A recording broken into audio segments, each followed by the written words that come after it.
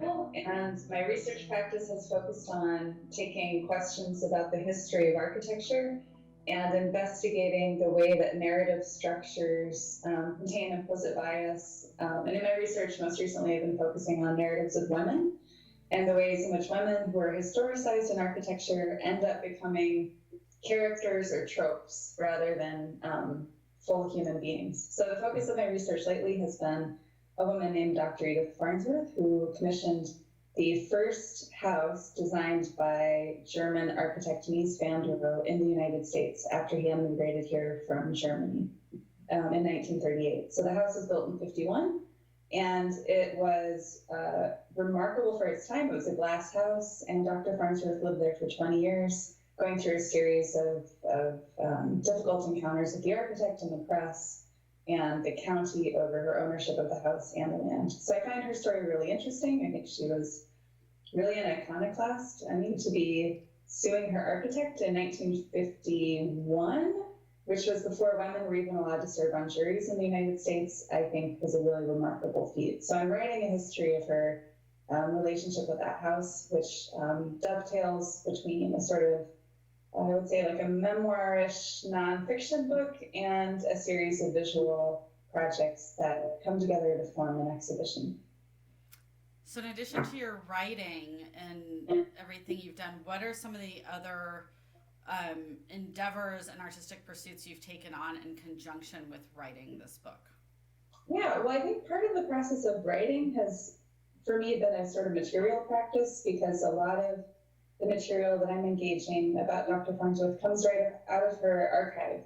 And all of the stuff in her archive is very tangible. She handwrote these memoirs, she typed poems, she kept photographs, she commissioned a photographer to document her house the way that she lived in it, which was full of stuff. So there's really like a tangible dimension to how she lived in that house, and I've been really interested in maintaining a sort of tangible relationship to her history by doing projects like redacting the trial transcript that she and Mies van der Rohe had that documented their suit and countersuit with one another, as well as blowing glass to sort of think through this relationship of glass and the human body, which is actually kind of an interesting relationship because glass is very fluid, it never stops moving. So in that way, it has this really interesting, almost human agency. And then redacting her poems to find secret messages in them, just really kind of having a relationship with her archive where I get to have authorship as well. Because I think that's kind of at the core of what it means to be an historian, is that you're projecting your imagination through things.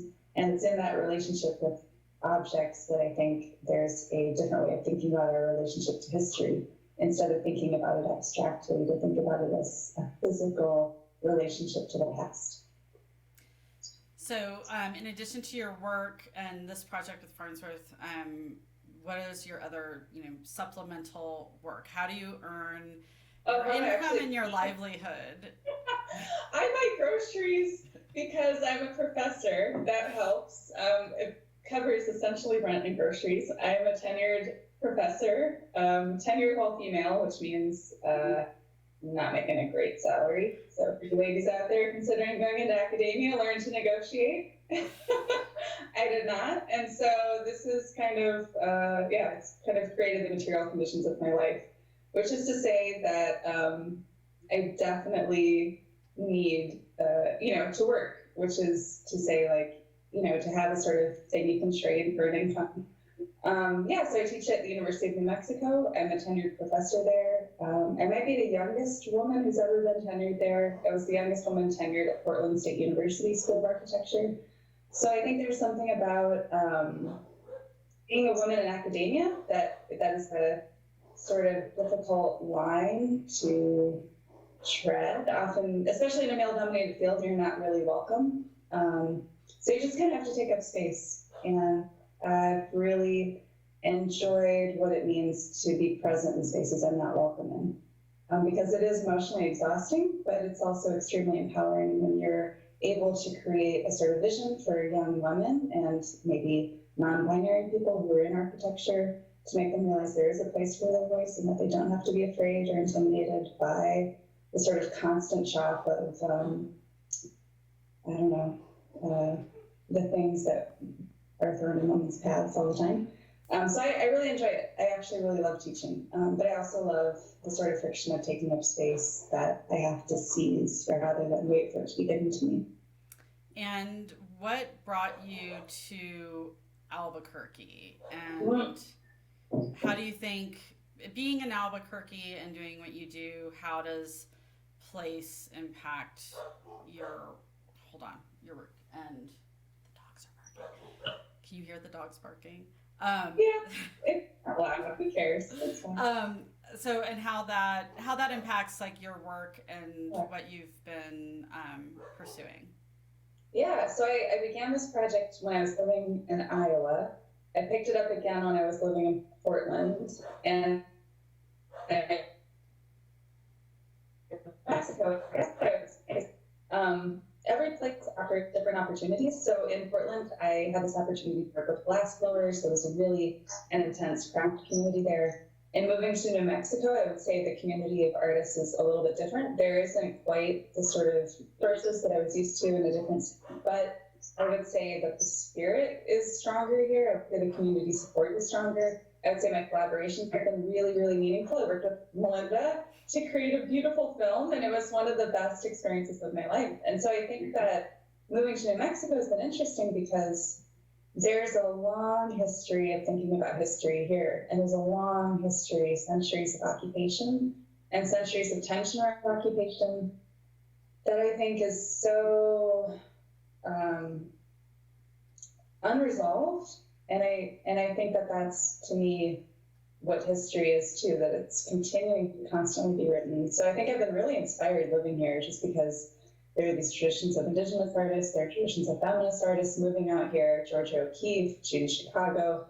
People have come here for a long time, but they've also dwelled here for a long time. And so I think that there's a lot of tension in that. Obviously, there's quite a bit of privilege to decide to move somewhere if you have the choice. And I think mapping that privilege and being aware of it's really important too, like in my research. So as I'm writing, I'm trying not to take for granted the opportunities I have in New Mexico and to kind of contextualize my existence here within a much longer continuum of people who actually are from this place. Yeah. So, what were you working on in the early months of 2020 when COVID-19 first worked its way into our consciousness? And was there any kind of defining moment for you of how this would take a toll on you and affect you? Yeah, so it was amazing timing, COVID-19. I don't know how you did it, but I guess what I should say is United States, amazing how you declared a state of emergency like months after this thing was already raging. Way to go. But I think what was amazing to me is that because of the way our country handled it, and maybe because of my own unawareness of global news, I didn't even realize what a problem it was until February. And it wasn't until February 2020 when conferences started getting canceled, and I thought, oh my gosh, because this project I've been working on for 6 months, funded by the Graham Foundation in partnership with the National Trust and the director of the Farnsworth House, Scott Mahaffey, to actually re-inhabit Dr. Farnsworth's house with reproductions of her furniture. So the whole plan was to toss out Mises furniture or put it in storage. So the house is occupied by furniture currently that Mies van der Rohe designed in the 1920s for houses in Europe, which is part of the whole historiography of this glass house being presented as if Dr. Farnsworth never lived there, as if it like sprung live from the architect's mind, full of his furniture, but that wasn't the truth. She lived there with her own furniture in a very like sort of eclectic, interesting way for a woman who is a physician and a poet and a researcher and a gardener and spoke many languages. She was a really dynamic person, filled her house with really dynamic stuff. So we found all these things, reproductions. I remade a bunch of her artifacts or poems. I found books that she had read first editions of. I found them online through rare and used books, book platforms. So we were really excited to restage the house. And as soon as we got it all staged, it became clear that we were the U.S. announced a state of emergency on March, I think it was 13th. So that dashed everything. So I had to cancel flights. Currently the house is staged with her furniture in it, but nobody can visit it. So it may open in June or maybe in the fall, depending on the, cycle of this virus across the U.S. and different regions. But it was shocking, and to be honest, it was two things. I was, on one hand, really devastated not to be able to go and experience and celebrate the opening of this thing we've worked so hard on. And on the other hand, I was so glad because I have been working up until the very last second to finish things, so rewriting the tour script. And it was a really great chance to stay home and make pancakes and to not have to travel and to just, I don't know, dive back into the book. And to be honest, it stinks to lose all that money on plane tickets. Expedia, if you still exist when this is printed or published online, I hope you get back to me. I would like that money back. But it's been kind of nice to stay home, and it's given me a new opportunity to think about, well, when you don't have the choice, what do you do with what you have? And so, I don't know, I can't really complain. I think I'm grateful for the time to be forced to be in one place. I think there's a lot of emphasis on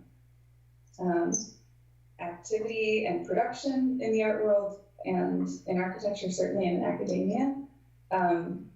But the reality is you can't really make work if you don't sit still for a minute. And so I really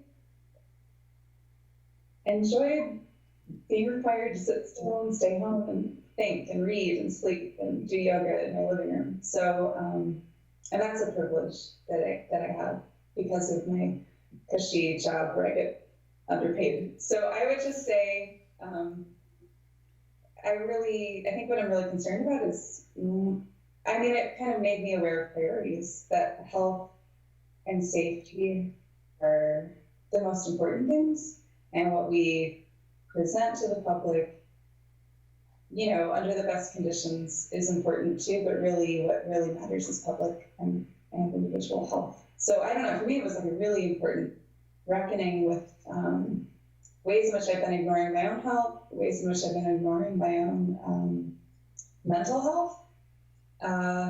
And to be required to be in one place and really just think through, okay, how are you going to make these groceries last for 3 weeks? How are you going to take care of yourself? How are you going to check in with your community? How are you going to take care of people who you love?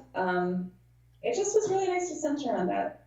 And I don't think we put enough emphasis on how important that is. And I think that I probably got more out of that personally than I would have gotten out of celebrating an opening, So I'm really grateful for that, and I'm grateful for my health.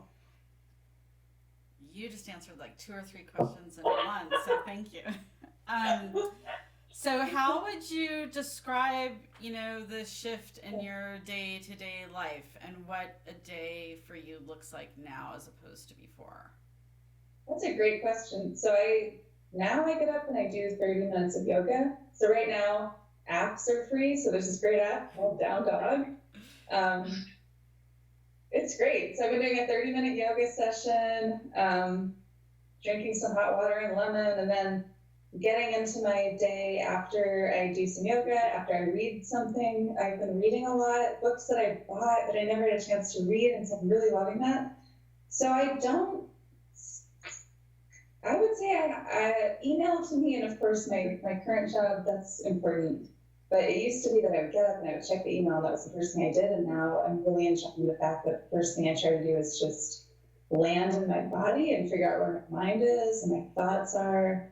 I'll write for a while, whatever chapter I'm on in the book. I've started running, so what I've realized I've started to do is treat my body like a thing that I actually live in. And being home is really nice. Like I can go cook a meal. I can, I've been cooking a lot and, saving leftovers in the fridge. The other day I trusted chicken using dental floss. Like I'm getting really like Little House on the Prairie over here, and I'm really loving it. And it's really crazy. The other day I came in from a walk and the entire house smelled like my grandmother's house. And I realized it's because I've been cooking all these things that she used to cook. And so it's really been like emotionally, I would say I do cry every day. Like there's always some kind of emotional trigger. And that was a big one the other day. So I don't know, this has been beautiful to just stop and realize what matters is being alive. And like, wow, we got to experience that. And I hope we don't let go. It's not so much to me, you know? Well, so that segues really well into what do you think then are the more long-term impacts? What are the lessons that you're going to take from this period of self-isolation and take with you after, and how whatever stage is next? What I take with me is that, I mean, not to take anything for granted, not to take any time for granted, and to stop thinking about time as a commodity and something that I've been given so that I can produce something, but to think about time as something I've been given so that I can just exist, and so that I can be present in my body and I can be present in my mind. And whatever comes out of that being present is great, but I think I put so much emphasis on things I was putting out in the world, and I got so much validation from what was outside of me and proving myself. And I don't know, living through a pandemic makes you realize that that's really bullshit. And what matters is just like crafting a beautiful sentence, or taking a beautiful photograph, or talking to a friend you love, or, you know, making a meal that reminds you of the meals you had with your parents or grandparents or loved ones. Like that is real. That's real. And the stuff that I felt was real because it got me promoted or it got me a raise, I really don't have time for it anymore. So I don't want to forget that. I don't want to forget that we lived through, hopefully we all lived through. If you're watching this, who knows? Hopefully we all lived through this and we just realized like it's precious. Like going down I think I used to take for granted, you know, being a friend for beer at my favorite bar. You know, like, oh, I didn't have time for that. I was so busy for those 6 months leading up to an exhibition that got canceled because of a global pandemic.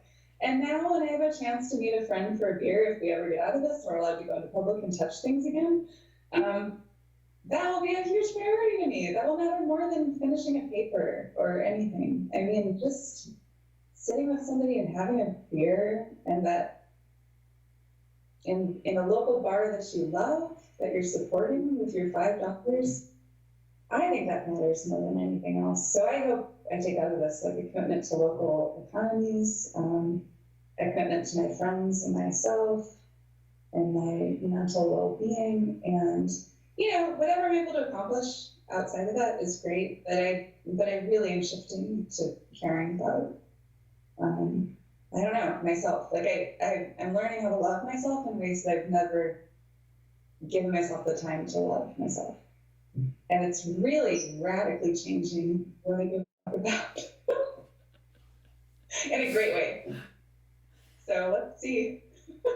So how do you think, because it feels like an awakening then, it feels like this enlightenment that's happening. So how do you think that's going to reach down into your wellspring of creativity? How do you think this will impact the output with what you've been exploring inwardly? Like, how will that impact your creative mind?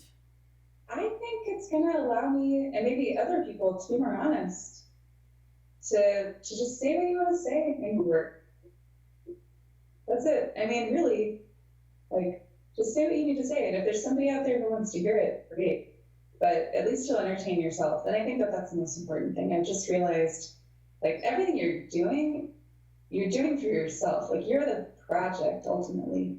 So in writing my book, it's about realizing things I stuffed away that I really need to know about myself, or really need to know about this person I'm writing about. And it just kind of all comes back to building your ability to perceive, building your ability to be vulnerable, building your ability to coexist with all of these other creatures we coexist with. So I think for me, I hope what it does, and I think it is doing, is like shedding all these layers of concern about what someone will think, and just being honest. And maybe in being honest, I can not hesitate to act honestly as well. So I don't know. I think honesty is sort of an important thing now. And this last question and response kind of touched on this, but can you expand on even how your work reflected your innermost self and your innermost life experiences pre-COVID-19, and how you see it shifting, changing, and reflecting your innermost life and self-experience post? How the work is reflecting myself pre, and what did you tap into, and how did your work reflect your own inward thoughts, experience, life, like even just your interests before versus how it might later? I mean, do you see yourself embarking on something different, or how would your approach to your work and projects shift now? Just, and I know you talked on honesty, but if you can like expand it, as in like the before, because I mean you're midway through a book, you're midway through. It's not like you're starting on something new. So do you see a shift happening, and what are you experiencing in that? Yeah, I think what happened is, so when I took a break on the book to work on the exhibition, I was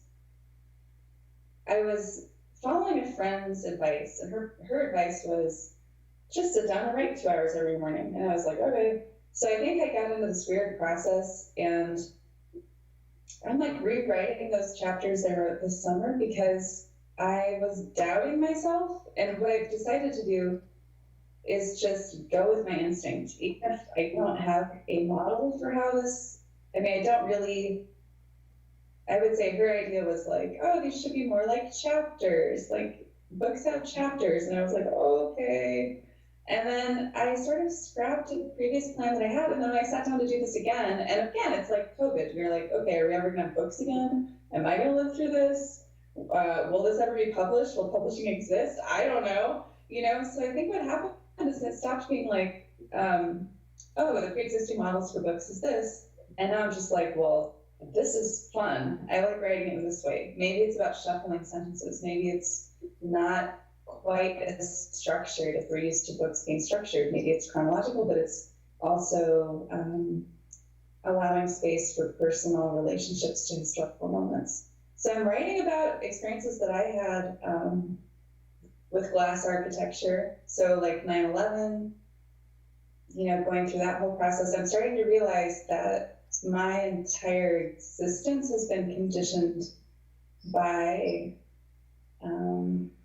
political moments like this. So I think in realizing we're in another one of these disasters, working its way into the book are previous disasters, because I think that they're all related, they're all connected. I mean, the last time we had an economic downturn, we went through the same shit, right? Like, bail out the corporations, they need so much. And then people had their houses repossessed, and then somehow we're going through that again. And so I think there's this sort of cyclical nature to the disaster that is occurring in the book, because the span of time that the book takes on is between the millennium and today. So, and between the 1930s and the 1970s, there's this parallel. And I'm starting to realize that both are marked by forms of disaster, World War II and the atomic bomb as well. So like, I guess it's given me a chance to contextualize my life and this woman's life together, and to think less about structures that I've seen in other books, and more about a structure that I think works really well, which is a little bit unprecedented. But at this point, I feel like I might as well write it the way I think it should be written, because we don't even know what's going to happen tomorrow. So whatever. And it's your book. It's a lot of fun. It's it's a lot of fun just to slash things, to invent new things, and to move forward. It was funny, I sat down and I read the first couple chapters, and I was like, I've never seen a book like this, but I think this makes sense. And I think it feels good not to doubt yourself. Like, why doubt? There's really no room to doubt yourself. I mean, we're watching people who have no credentials and no experience, no education, lead us through an unprecedented disaster that's caused more deaths in the United States than anywhere else in the world. Do you think any of those idiots doubt themselves? Not a chance. Not a chance. So I think, take from that, all you need is confidence. You too can destroy a nation. Like, just whatever. Take your confidence and do the thing you want to do, because clearly that's all it takes anymore. And I'm trying not to be glib about it, but it's been remarkable to observe. I think you just decide, let's do it. And hopefully you don't cause damage. Hopefully you use that to do something beautiful in the world.